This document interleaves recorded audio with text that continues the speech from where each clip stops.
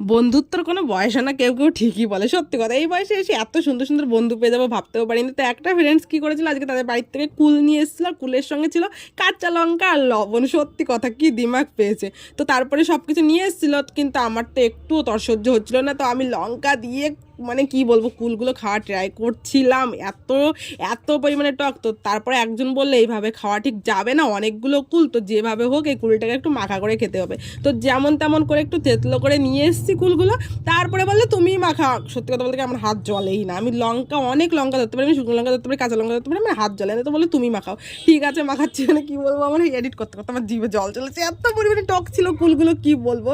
তো আজকের দুপুরটা না জাস্ট ফাটাফাটি কেটেছে। মানে সেই ছোট্টবেলার কথা মনে পড়ে গেলো, ছোটবেলায় যখন সব ছোট ছোট বন্ধু বান্ধবীরা এক জায়গায় বসে এরকম কুল মাখা খেতাম, মানে কি বলবো, এত এত এত মজা হয়েছে আজকে। আর তোমাদের কেমন লাগলো তো লাইক করে দিও, কমেন্ট করে দিও, নতুন সাবস্ক্রাইব করে দিও। তো এই যে ছিল আজকে আমাদের